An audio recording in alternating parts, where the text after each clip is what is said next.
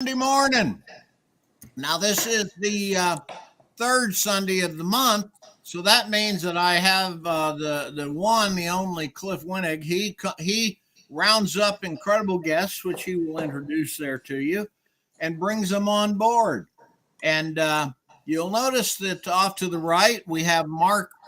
I'll let Cliff introduce him. His newest book, Granger's Crossing, is setting up there on the live book sales. So, Cliff, are you ready to manage the morning?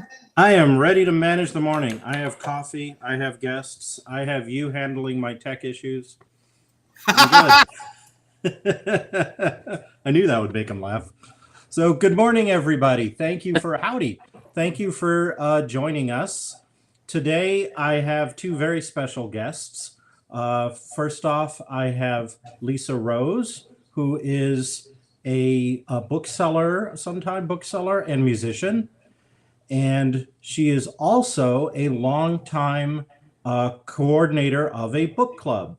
And then I also have Mark Tiedermann, who is a writer, also a musician, I think, as well, sometimes. But he is the author of a number of novels, including three robot mystery novels set in Isaac Asimov's robot universe, the Sacantus sequence in his own universe. He's written a Terminator novel, Terminator 2, The Hour of the Wolf, and a number of standalone novels and many short stories.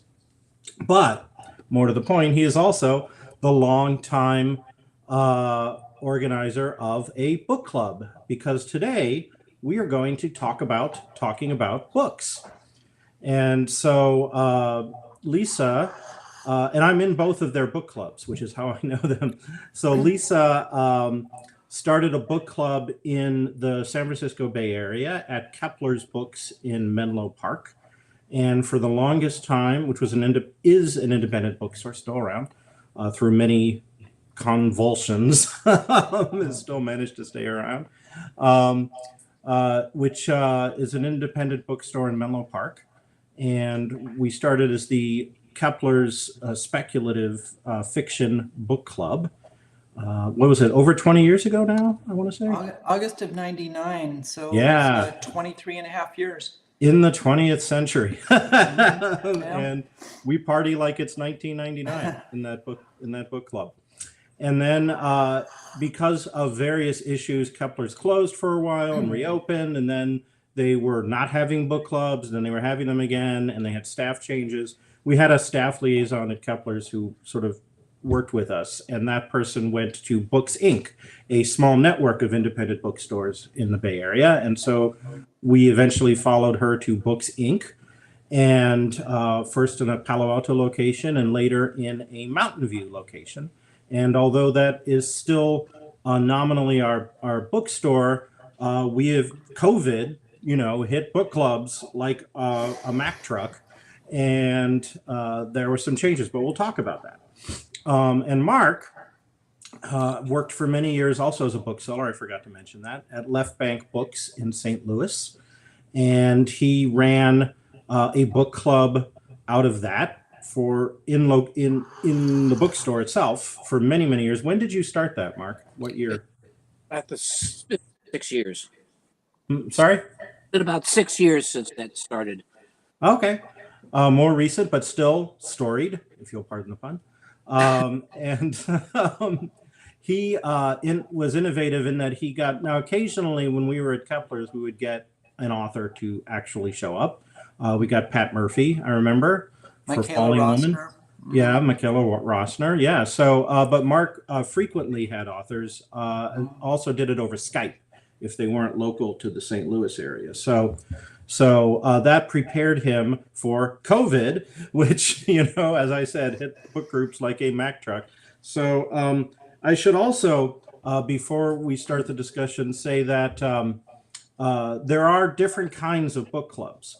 And some book clubs are, let's have wine and cheese and maybe mention the title of the book at some point during the discussion. But these are both book clubs with very serious readers, including some writers, not just me, but other writers have been in both of these, and editors. In Mark's place, have been members and active members in the book club, and also, readers, very serious readers. So we're gonna dive right in. And the first question I have for my esteemed guests is, how did you come to decide, wake up one day and say, I want to start a book club? And then how did you make that happen? Does anyone want to dive in? And why did you do this to yourself? That's probably the hidden third question on that. Go ahead. Okay, well, for me, it was pretty easy because Kepler's already had a really good structure for that. So we had a really good events department that was led by a woman named Molly. And there were some other book groups already there. There was a fiction book group. I think there was a mystery book group. And so I just plugged into an existing system and just said, hey, I mean, science fiction fantasy is my jam. And the preferred word back then was speculative fiction. And how about I just saw a need or a niche and said, why don't we do that? And I was on the event staff at that point, introducing authors and before they spoke. And so Molly was like, great. And we just kind of worked it out and set it up. And so I was there and I just, saw that need. And if it had been out of the blue on my own, it would have been harder. Maybe I wouldn't have done it. But the fact that, there was just a channel I could just drop into made it a lot easier. So I joined, I think, around 2000, 2001, something like that. Falling Woman was one of the first books, I remember. Okay, yeah. So that first meeting I wasn't at, how many people did you have there? And how encouraging or discouraging was that? It was, I think, maybe half a dozen people at that one. That's pretty good. The first good. book we did was Into the Forest. And it's... We then reread it on our anniversary, and I loved it at the time. But the book group, by the time we reread it, the book group wasn't that crazy about it, and I was kind of disappointed. But I was there for that one. Yes. Gene Hegland, the author on that one, I loved that book. I don't know how well it holds up. I mean, it didn't catch some things about the future. That it was near future, and it missed some things maybe, but I loved it. That's a hazard of near future science fiction in general. So yeah, can't blame the book for that. I was pleased. I will say though, I don't really mind.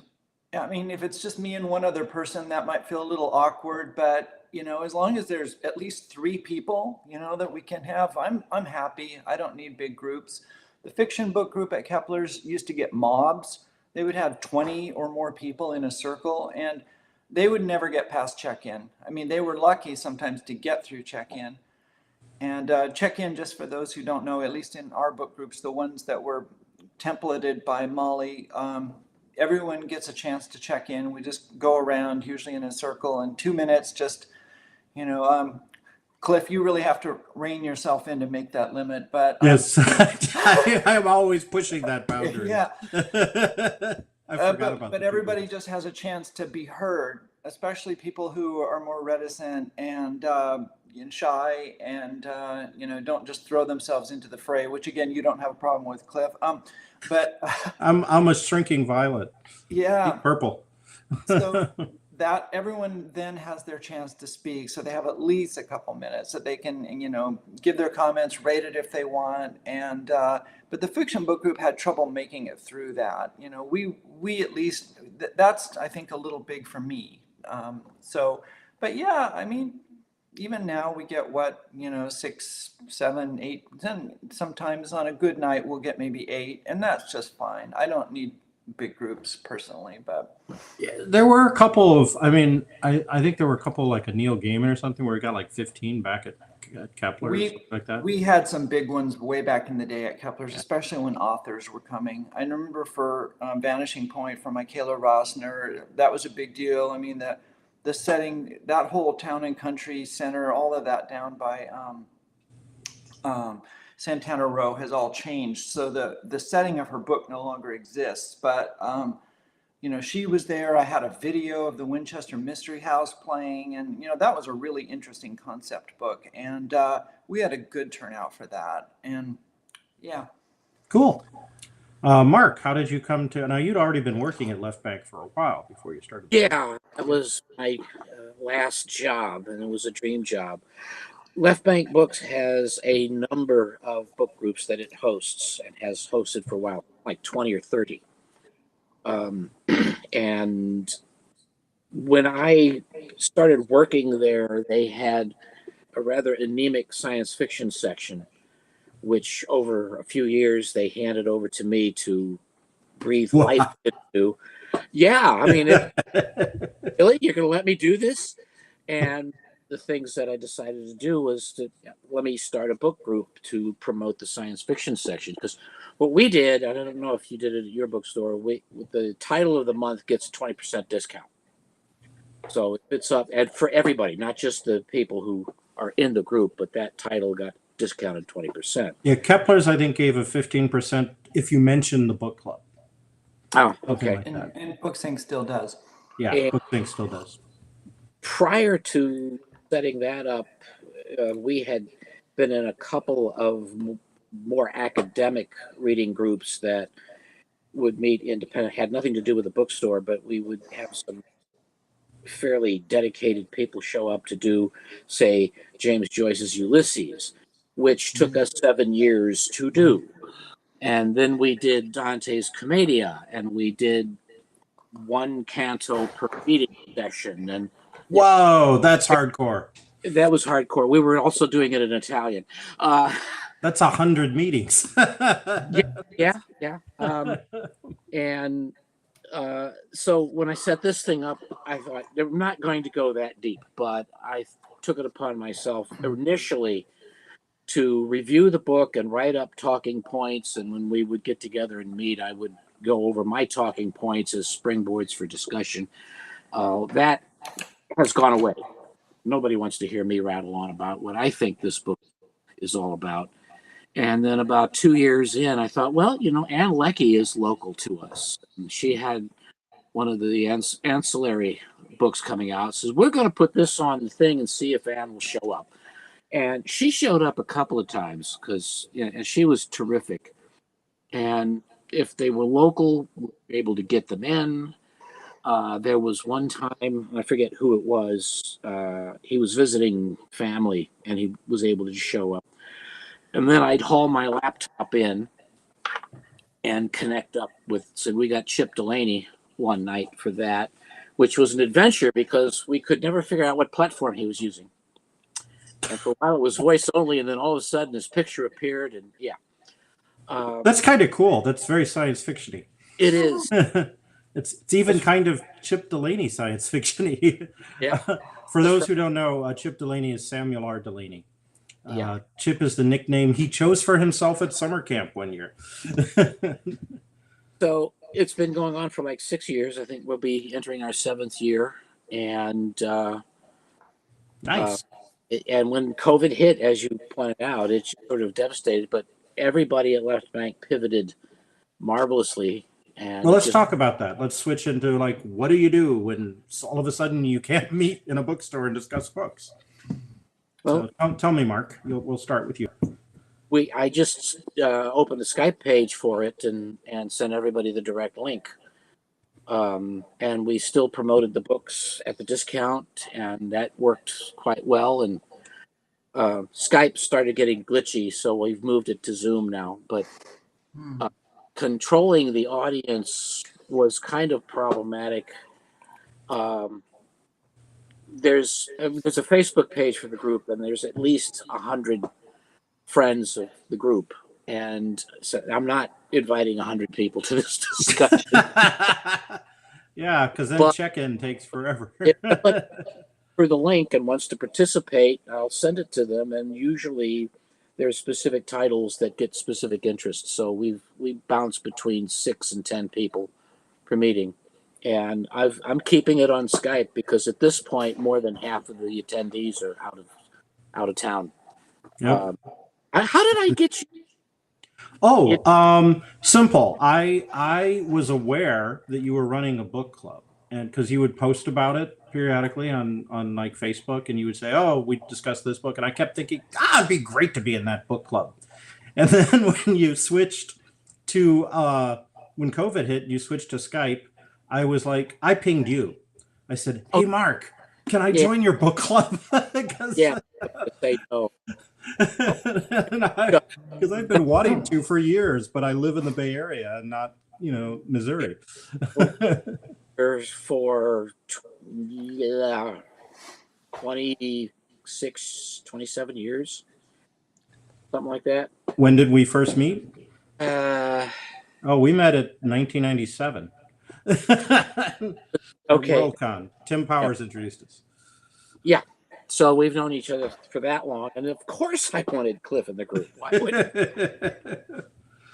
So yeah, I even remember the bar that we met at, because it was like my first WorldCon as a Clarion alumnus, and it was a very different experience than my previous WorldCons.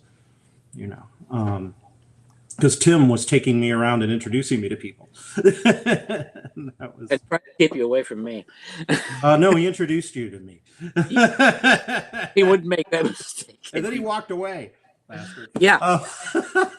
That tells you all you need to know. Yeah. But we have gotten some, and the way I ended up structuring it is about a third of the titles, if possible, are what could be considered classic SF, which is a slippery label anymore. Mm-hmm. Generally has been out of print at least once. Sure. And the rest of it is newer titles. The problem that I've been having, and maybe you started seeing that at one time, this wasn't so much of a problem, but things are going out of print a lot faster. And a lot of titles that I would love to introduce the group to are just simply not available, not through the normal distribution to independent bookstores.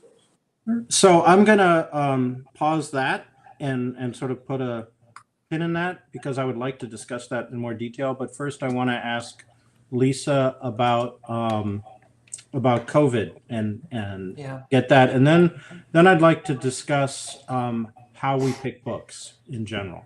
So, okay. COVID was actually, I think, one of the biggest threats to the book group that we've had so far, just to the biggest existential threats, besides Kepler's instability in the mid 2000s. And there was times when I was wondering, should the book group even continue through COVID? Because one of the biggest problems was, I think that as soon as it hit in spring of 2020, we missed a month. I think just not being sure what to do. We just didn't meet. And there was a book assigned that month. I think we kind of shoehorned it into the next month when we finally decided to go on Zoom. And we did Zoom. I thought Zoom was going to be a stopgap measure for just a few months until this all went away, like a flu season. Like a miracle. And here we are, 3 years later, some of us still, concerned about it. So yeah, that was what we did. We went to Zoom, and not everyone was happy about it. And this was when I discovered how different people's needs are in the group in general, because we did Zoom and we did Zoom and we did Zoom. And some people who, are in higher risk categories wanted to just keep doing that, maybe potentially forever. Some people also have moved away and they have difficult drives and they're older and they don't want to do those drives at night.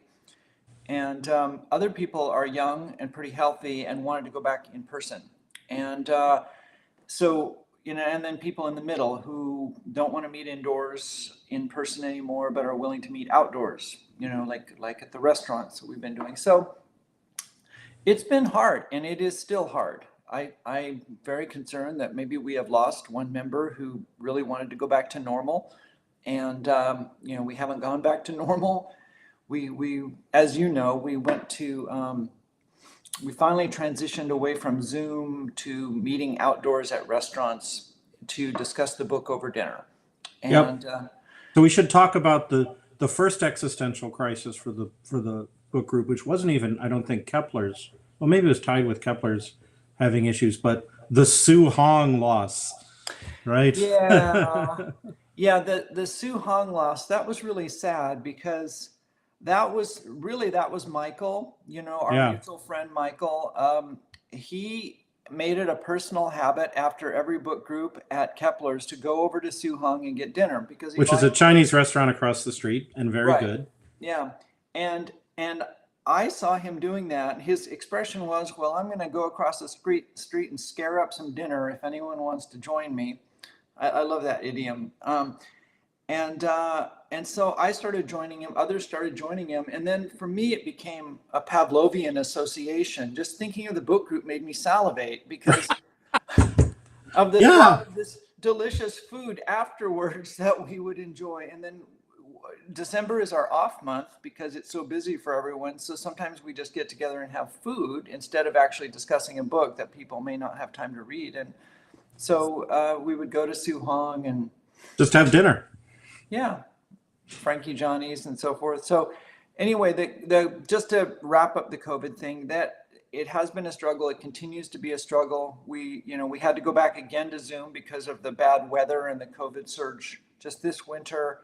We're going to try in April going back to the outdoor dining thing. And there are still people, though, that don't want to meet indoors at all. And you may still be in that camp yourself. So we'll just have to play it by ear. But, I will be sad if we've lost anyone over this, but that is one of the hard parts of being a moderator of a book group that's been going almost a quarter century is you lose people you're fond of, and it hurts. And it's one of the saddest things for me is to see people that I really loved and that just brought just incredible sparkling insights to books just leave either geographically or interest wise. So Yeah. So, yeah, and also, one of our longtime members died, Phil. yeah. And his widow came for a while, but then she, moved on to a different geographic location. And so that's another issue with long term. And I will say that for those who are unfamiliar with our book group, which is I think the entire audience, that we did Zoom for like a year, and then we tried going back to the bookstore, but mask mandates were over, and so we were sitting in the circle in this very crowded bookstore with bad ventilation, while we were masked and everyone else was like not masked, and that was kind of terrifying for some people. And so we went back to Zoom, and then we tried meeting.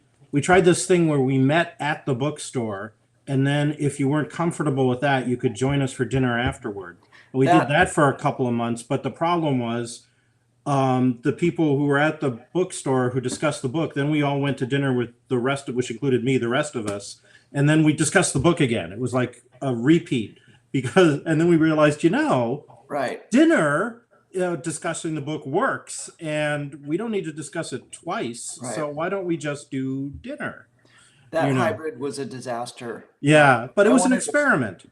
And there was also a period of time where when you left Kepler's that another moderator took over for Joe spelled me for a few years in the mid 2000s before he went off to grad school in Missouri. Yeah, and I took it back. So if you ever need someone to spell your book group, he's in Missouri, Mike. He's a very good. So let's talk about, we've talked about survivability and long-term survivability of a book group through various permutations. Let's talk about how you pick books, right? Like, what is and this also includes what kind of books you think are appropriate for the book club. Like, I know, Lisa, you have a definition of speculative fiction that is different from your definition of science fiction and fantasy. Mm-hmm. And I'd like to include that. But also, the question is like horror, right? That's part of our genre, but that's not going to be, good for some people. And so, and I know you both like to do a mix of like, well, you bring to the table books you want to talk about, but also you want to incorporate what the members of the book club might want to talk about. And so how do you find that balance point and curate a list And I think you both do it like more or less per year, like in 2023 list and 2024 list. And so talk about that. How do you map the ideals of the community you formed into and how much do the individuals who show up every month shape those decisions? That's a lot, but this is about curation and maintaining. This is also part of maintaining the book club. Either of you want to dive in with that? I believe being a complete autocrat. Somebody has to just. You will read this book. we experimenting with a number of things. What I've ended up doing the last few years is coming up with a list, putting it up on the Facebook page, and saying, "What do you think?" And usually it'll be 14 or 15 titles, and then we'll ding a few off. We've had discussions. We've occasionally had people will say, "This one book, I want to do this one book," but there hasn't been I have been the final arbiter of everything, and it has caused some discussion at the bookstore when I was there because I have a bias. I know that's shocking. Shocking. Someone really into books who has preferences? Yeah, I'm not really interested. It's a science fiction reading group. I'm not really interested in doing fantasy, but I will include one or two a year for variety. And in fact, this year we're doing John Ford's The Dragon Waiting, or because it's become legendary. Because we've been waiting for The Dragon Waiting. We've been waiting, but that book has a lot of legacy attached to it for a variety of reasons, and Tor has been reissuing them. John Ford's catalog finally got out of probate or whatever, and they're now reissuing them. There was somebody who really sort of went to bat for that for an extended number of years to try and get that. Elise Matheson. That's it. Yes. Partner but there were he died intestate, and his family, from what I heard, his family didn't care for what he did and had no interest in seeing the books put back into print. So Elise had been fighting with them and other resources for years to get. But I have a specific idea of what kind of science fiction is discussable, and then I'll try to paint outside the lines of that and make it a variety. I want books with a lot of meat on their bones. I want something that's got some philosophical heft to discuss, which people like Delaney or Octavia Butler or that sort of thing. Anne Leckie was a natural for that because those ancillary books are nothing but philosophical heft in certain key ways. And then occasionally I'll pick one that's coming out that is by somebody that, oh yeah, this will be good. And then it'll land on the table and we'll go, oh, this isn't quite. But we do it anyways because I've never cut a book from the list that's already been decided. How far ahead of the meeting, any given meeting, do you generally finish the book? Personally? Yeah, because you got to run a meeting, right? So you have to go in with some idea. 2 or 3 weeks. Yeah, That just depends on my schedule. Sure. And since I'm not taking as leading a role in the discussions anymore, I trust my longtime members to steer it fairly well. And of course, we've got Rich Horton is in the group, and he's a serious critic and knows his stuff. And he's read everything. So it would seem, yeah. When he was just a byline, I didn't know him. I was impressed by just how much he read. Yeah, it was incredible. So Lisa, how do you go about picking books for book group? Okay, so it's kind of a mixed method. I do solicit suggestions from the group, and you're pretty prolific with those. So, a lot of your titles, recommended titles, are sometimes you've read them and really want to do them. Sometimes you're curious about them and don't know. And other people will do the same. Susan's been suggesting a lot of books lately. She's another writer who's in our group. But when there's a dearth of those, or I feel that we need some balance or just some things, I will just go online and start scouring best of lists at various websites where, critics, reviewers are posting their best of the year type titles. I usually have to go back. We always do just the paperback versions, not the hardcovers. So I usually go back to the previous year and look at, what a lot of critics, New York Times, and different reviewers thought were the best science fiction, fantasy, speculative books of maybe 1 to 2 years back. As you've noticed, most of the books we're doing these days are pretty contemporary. We don't go back a lot anymore. I mean, most of them have come out within just the last 2 to 3 years.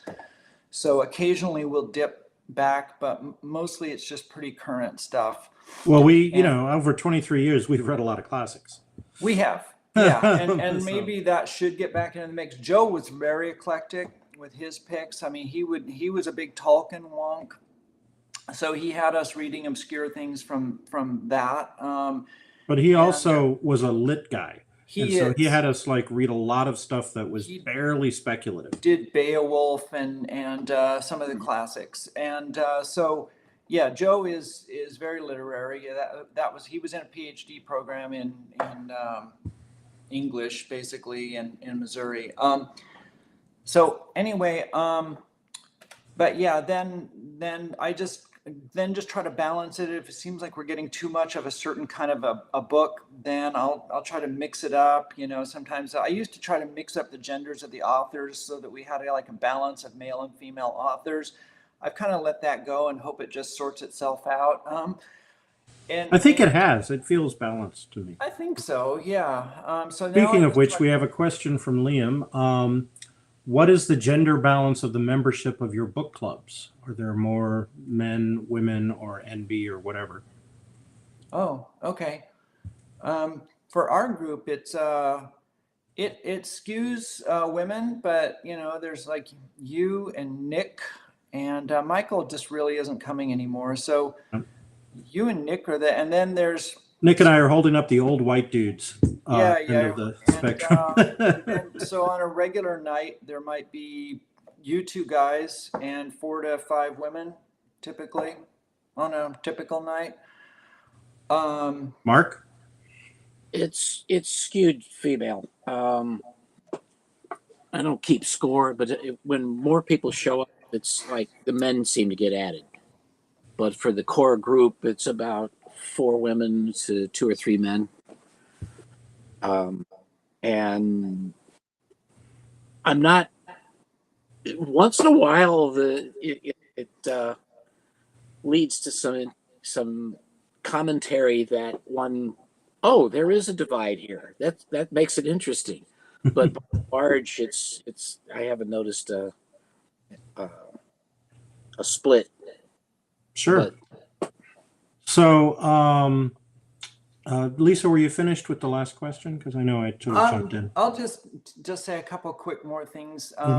So another thing is kind of what in our book group, what we call the Neil Gaiman effect. I was going to ask about that. Yes. Yeah. The Neil Gaiman effect. Sometimes Nick actually coined that term, and it's the wanting to pick a book that is going to generate some controversy or discussion. Those are always interesting.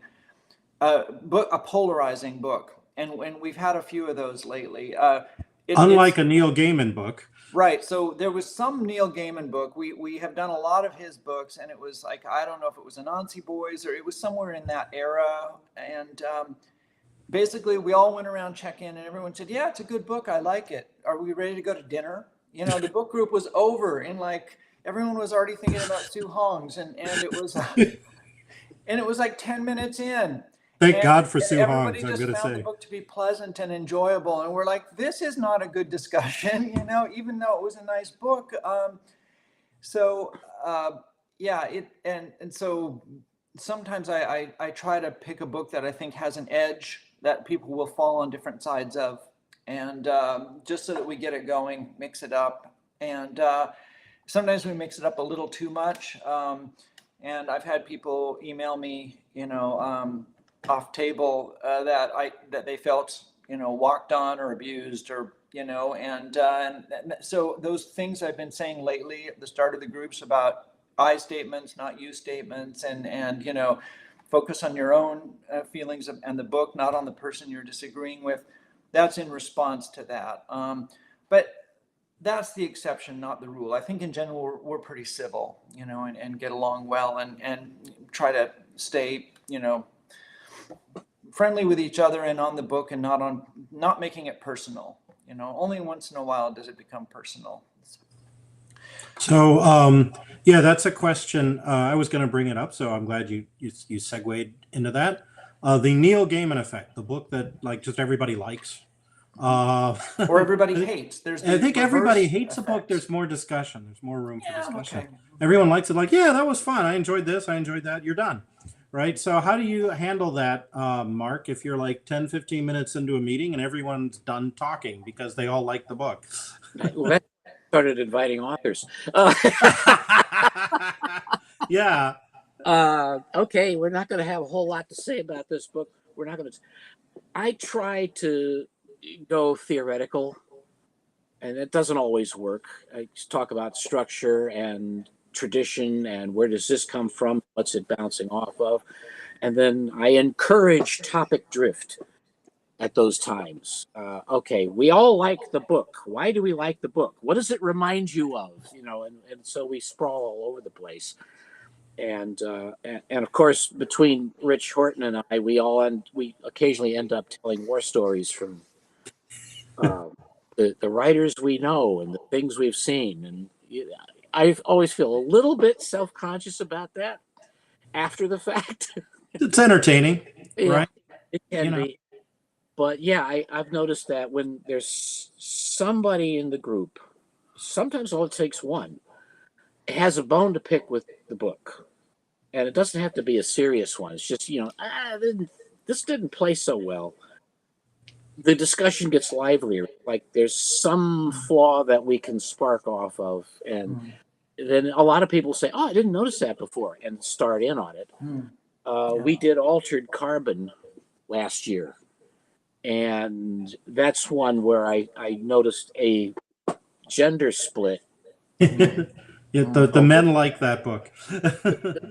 Well, the men didn't notice initially what the women were talking about. Mm. Mm-hmm. And we had that issue with Witcher. Yeah. Now, I encourage that because God knows I'm stupid and I'm always there to be educated. So when somebody brings something like that up, I'm there for it. I like that. And so to date, I have not had to worry about it causing the kind of disruptive controversy. Everybody's on board with let's talk about this. That's cool. Yeah. You want to talk briefly about The Witcher there, Lisa? Oh, we just had that kind of I think a gender divide on it, that the women were seeing elements in that book, unpleasant elements for them, that some of the guys I think were, well, I won't say you, but I'll say Nick You're being very oblivious to, because that wasn't on his radar, not like, but just certain elements of objectification and other things in that, those, The Last Wish, that, I had seen the series and was very curious to read the book. And so that we just had that, people seeing certain things that other people, just because of their different background, didn't see, they just were not sensitive to. So, which is a cool thing about book clubs in general, right? You can learn that stuff from discussing the book. So you guys have been doing this for a while, and obviously you find it rewarding to run a book club. Do you still feel like, oh, I have to do the book club again? I have a sense of responsibility to these people, or do you just like, I joyfully go into this book club because I get a lot out of it and people seem to have fun, and what motivates you to keep going, right? Like you both both of y'all, your book club survived COVID. That was a big deal, and they're going strong, and I'd say pretty vibrantly. The conversation. I'm an oddball in science fiction in that I didn't realize there was this thing called fandom until I was 25 years old. So me finding people to talk about books with was always kind of problematic.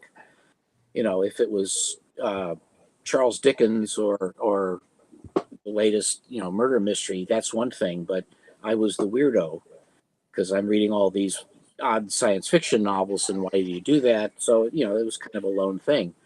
And then all of a sudden I find out about conventions, and there's a whole room full of people who are weird like me. And then when I became a writer, I found I really wanted to have conversations with people about how these things worked, how these books did what they did. And I'm always fascinated. I'm more interested to listen now than, and I think our group has been fortunate that there's 2 or 3 members that have always been there who really, really like to mine these things for what's in the underbelly of the texts. And it's an education for me. So, yeah, there are certain months when I would rather not be doing this. I've got too much plate, and but I won't abandon them. So, Lisa? Yeah, for me, it's a mix of those. There is a little bit of a duty in it to keep something running for people I care about. I've known you guys for so long now. You are friends. And as long as people seem to get value from it and want it, I want to keep doing that for them. But for, I guess just for my own needs too, I just discover a lot of interesting books I wouldn't have discovered otherwise. I'm a little bit sad that Michael has not been with us for a while now, because he has just such, orthogonal tastes to mine that that I would discover a lot of really interesting books from him. I would say complementary taste, right? Yeah, okay, sure. And so, I've been wanting him to come back and suggest things, but some of the best books that have really stuck with me over the years were from him, like Fire Upon the Deep. I had not read that at that point, and Souls in the Great Machine by Sean McMullen. What amazing concepts in that book, and those all came from Michael. So Hyperion, I think he might have. I had not read that, that cycle at that point. So just kind of seminal works of science fiction in that period, anyway, so there's that, and also I will say, unlike some of you, I'm a somewhat lazy reader, so I need that motivation, of the book group, and that I'm going to have to moderate it, and it looks really bad for the moderator not finish. We do have members come sometimes not having finished the book. We have one who just laughingly always says, "Well, I'm halfway done as usual," but very consistently. Yeah, I need that motivation to finish it. And you asked earlier, when do you finish it? I often finish it the very weekend of the book group. So, and we're on a Sunday, and I might finish it that Saturday, the day before, if I'm running late. You also write down quotes and things you want to talk about usually in the book. I do a fair amount of notes. Yeah, I take notes. Now I'm putting them into the Notes app. I used to write them on pieces of paper, just a lot of stuff. In case you asked again what happens with the Neil Gaiman effect, if you're 10 minutes in and the conversation's dying, well, that's when I go to my notes and I just start throwing things out. I'll start reading quotes. I'll start asking this, what about this? What about this? So usually have enough content to keep it going, enough talking points in case there's a lull. And yeah, and so cool. So it's a little bit like running these podcasts.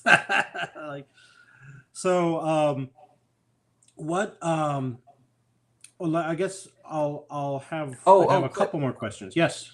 I'll just say also just the human connection too, just the socializing, and we still have our Sue Hong effect because we do have the dinner and all that, and So just getting out of the house, getting out of my head and being around the other people, it meets social needs for me too, which I hope it does for our members. Yeah, it was actually, yes, one of the things I really look forward to every month. And during lockdown, when we were doing it over Zoom, it was so huge, right? Just to have that human connection on the screen, even.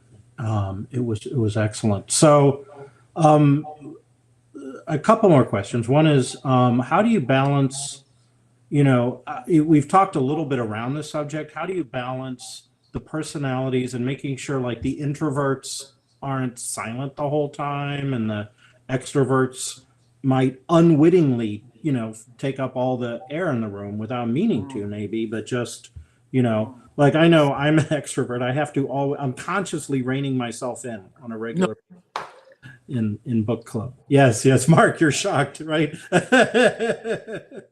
So I'm like, I know that as a member, not the moderator, I'm like, I can't talk too much, right? Like, otherwise I could just go on. How do you manage the people part of the equation? That was actually easier when it was live, because then you could look across the table at somebody who hadn't said anything for 20 minutes and say, "What do you think?" And we've always had one or two like that. And then you have to pay attention if you're not actually violating that person's sense of, the zone that they have. And maybe they're just there to hang out. They don't really want to be put on the spot. And try to get it. But at least once during a meeting, I would make a point of recognizing we have one member that tends almost never to say anything. And I would just make a point in the live meetings at least once. What do you think? Everybody else seems to self-moderate pretty well. I mean, we got one or two, and it varies from book to book. So I haven't had too much trouble with that. I'd say for me, I don't really worry about that during the open discussion part of the book. I figure people are gonna do what they want. If they're comfortable, like you were saying, Mark. They don't want to talk, and they don't want me annoying them to talk and trying to prompt them.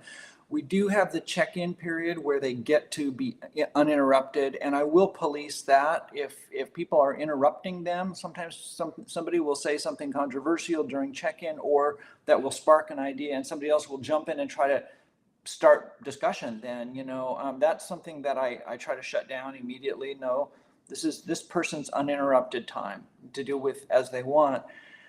But then once the free-for-all begins after check-in, then the only thing I watch for is people being walked on.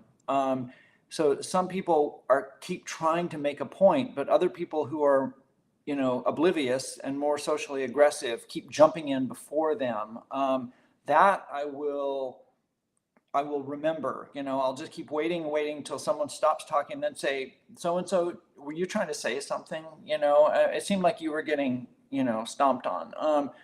So that's about Right. Word meeting. Yeah. Yeah, I think actually both of you do a very good job of that. I'm reminded of the ideal Taoist emperor, right? It's the one that the people have never heard of, and you just kind of manipulate things and create the flow. We have a question from Andy Roberts. Hi, Andy. Does your book club have a kind of mission statement? And I think you both have mental mission statements. Probably, and not articulated.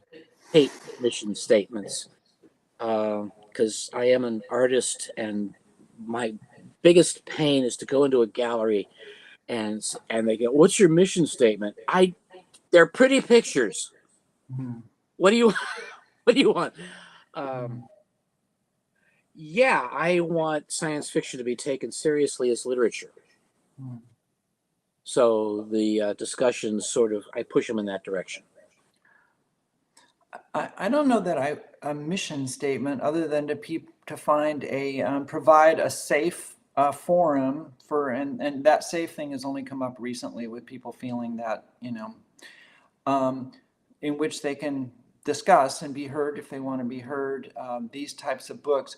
But maybe I'll use this as a segue to answer a question that you asked earlier, Cliff, which kind of borders on this. How do I see speculative fiction as somewhat different from just science fiction and fantasy? We obviously do in the book group a lot of science fiction fantasy, because speculative fiction feels almost kind of like an umbrella term. But for me, and maybe just me, I don't know where I got this idea. It has a slightly different connotation than just those other two. For me, it also is basically alternate social realities, basically taking our world and saying, what if, this one thing were different? What if this happened? What if, and a couple books that I hold up as examples of that would be like Handmaid's Tale. What if there were some fundamentalist takeover of this country? How would things be different? Or Never Let Me Go is another one. This near future thing. Really, we don't see any tech, but there's these clones, that are being basically raised for body parts. And so to me, those are very purely speculative. There's no spaceships and lasers and aliens. There's no, magic and magical creatures. It's our world, but just with a twist, a slightly different spin. And to me, that feels really speculative. But again, I think to you said speculative is basically science fiction and fantasy. Well, that's, I think, how Harlan Ellison formulated it, right? He wanted an umbrella term, and he wanted a term that, excuse me, speaking to Mark's point, would cause science fiction to be looked on as literature. So he coined like SF and speculative fiction. But I also like the way that you distinguish it, because, terms change and evolve, and that's reasonable. I think The City in the City by China Mieville is another great example of speculative. It is. Yeah. And that was that book was very interesting. That was one of those discussions that went on and on and on, because people perceived it completely differently. I mean, there were people that saw the two different cities as purely a social construct, and that they had learned. Other people saw actual magical forces separating the two different cities. So that was a really interesting book that way. Yeah. I'm not sure Dale's asking for a title. We discussed The City in the City, Never Let Me Go, and Handmaid's Tale. Those are the books we just discussed. Okay. Just the speculative fiction thing, I go back and forth, and Cliff knows that I have strong opinions about the distinctions between these, which I don't hold anybody's toes to the fire about unless they're silly about them. But The City in the City is a great example of one of the strengths of science fiction and fantasy, which a friend of mine said is essentially it foregrounds the metaphor. In normal literature. In normal literature, there are many metaphors that play as background or subtext, and they work with the theme, not necessarily the action. Science fiction upends that and puts the metaphor, if you will, the future, this technology, this social construct, front and center, and says, no, you have to deal with this as if you're walking down the street and it's in front of you. I really like that definition there. And City in the City is one of those. It doesn't matter if it's magic that's causing it or a social construct. This is a reality that these people have to deal with, and it distorts their behaviors out of what we consider the norm. My pet definition is that science fiction is what I call epistemological fiction, and that kind of dictates where I go for the kind of books that I select. Can you tell me what you mean by that? Epistemology is, as a philosophical term, it has to do with how we know things and how what we know dictates how we interact with reality. And science is epistemological, is an epistemological function. So I don't have a problem with the idea of science fiction in which the science is all crack-brained, because I don't care if the science works. It's the attitude of the author and the characters in it that understand the nature of epistemology at work, and that characters are reacting against the changes in their milieu. Sounds like you're in line with Philip K. Dick's approach pretty strongly. I don't have a quarrel with Dick's approach, although he could get quasi-mystical and a little hallucinogenic for my taste. But how do you perceive your reality? So I've got one final question for the two of you, and hi Bob, by the way, and then we'll wrap things up. If someone out there is looking to start a book club and maybe successfully run it for a number of years, do you have any advice on how to go about it here in 2023, starting a book club and successfully keeping it going? That silenced my guests. Yeah, I think both of us were fortunate that we already had the springboard. We're working in bookstores. Yeah, It's kind of definitely helped. So step one, get a job at a bookstore. or find a sympathetic bookstore that will host it. Yeah, because I've seen a number. I have friends who've been in a number of groups that you characterized early on, Cliff, as like the wine and cheese groups, where they're just a group of friends and they meet at someone's house and they eat and talk about it, and it's very cash, and they kind of fall apart and don't read their books and have strife. And I agree with Mark that having the structure and the discipline of the store, and especially at Kepler's, it was, I mean, Molly was almost a martinet about, how these things should be run, and really imbued us with that. And so that definitely helped. But for someone who doesn't have that, be, as Mark said early on, be an autocrat.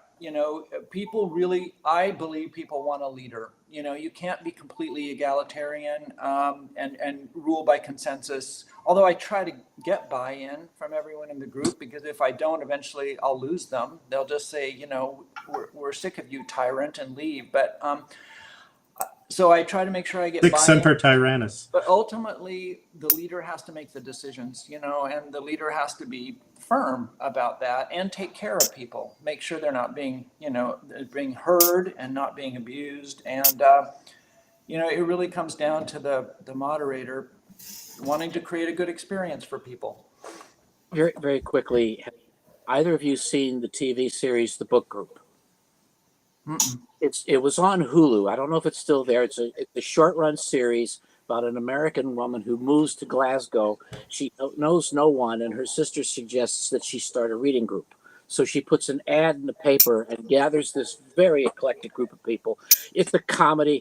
It's hysterical. They occasionally talk about the books that they're reading. It's like 22 episodes. I recommend it. And what's it called again? The Book Group. The Book Group. Excellent. So we are almost out of time. And I will say, Mark, do you want to plug any of your own writing? And Lisa, is there any cause or something that you would like to plug? Well, I've got a new novel out, which is not science fiction. Excellent. It's called Granger's Crossing. It's a historical murder mystery / love story / whatever. And it's out from Blank Plate Press. And the official release date is April 25th, but apparently you can get copies now. Excellent. And what's that title again? Granger's Crossing. And I've been having a slew of short stories in analog the last few months. And apparently we'll have one in the upcoming analog. Congratulations. That's a great venue.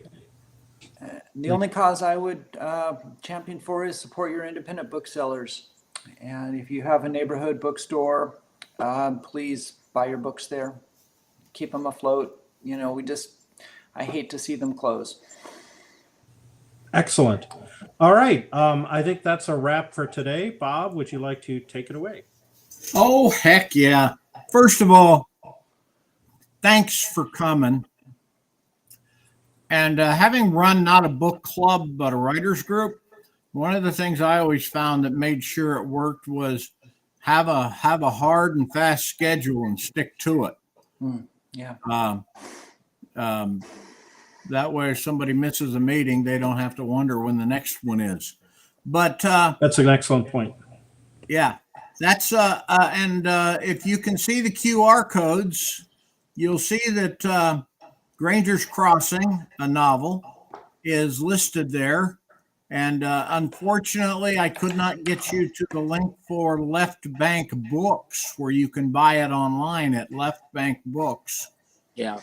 You can go to the store directly. It's left-bank.com. And that's important because there are 3 Left Bank books in the country. And mine is in St. Louis, and that dash matters. Very well. Well, I just want to make sure that part of the reason being here is to promote you because you've got a better bookshelf than I do. And also, just to remind you guys, we are BQ Press. We have got a couple of our books. I randomly picked my current favorites up there that are on the QR codes, and that's More Alternative Truths. If you want to hear what David Brin and David Gerald and Jane Yolen have to say about left-wing politics, it's a great resource. Or Alternative Theologies, and I think you'll find some of the same authors there. But also, I take advantage of this last at the end of the hour to remind people that BQ Press is a publisher, and we publish mostly anthologies. And we have 2 open calls. First one is for Madam President, and these are available on Moksha. Madam President is a look at women in power, speculative fiction, poetry, etc. And then we have Scott's Planet, a joyous little science fiction romp about 1,300 colonists abandoned by corporate colony administration after 10 years. And left to fend for themselves on a planet that is in the early Carboniferous period, where you will find 11-foot long centipedes that taste like lobster and giant dragonflies that make you wish you could get Jim right there with his camera to take pictures. And that's those are both open right now. And the real fun news, though, is next week we have David Gerald and Jim Wright are coming in. And when David Gerald and Jim Wright come in, I couldn't even begin to tell you the topic, except for to tell you that you've got 2 of the most talkative people I ever met on the same show. And that alone is worth the tune in. So you'll guaranteed almost always a sneak appearance by David's new granddaughter, and which is again worth the price of admission. Who is adorable. Oh God, she is. And watching the curmudgeon melt over the years has been a joy. I swear, it's like watching A Man Called Otto with David starring. And by the way, talking about book clubs, what was that? The Man Called Uvo? Was that the original name? Ove. I think. Yeah, Ova. Yeah, but I tell you, I love movies, but you can't replace that book, even though they did a wonderful adaptation of it. So that said,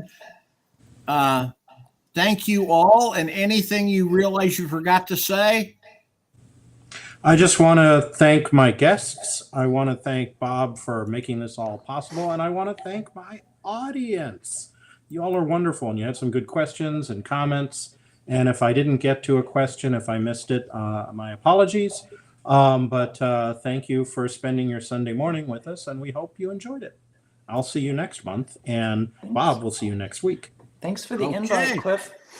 Yeah. And hi, by the way, hi, Andrew. I did see you. I just was booking my, I paused to book my room because BQ Press is going to be at Black Hills Con in June. Cool. So take care and thank you.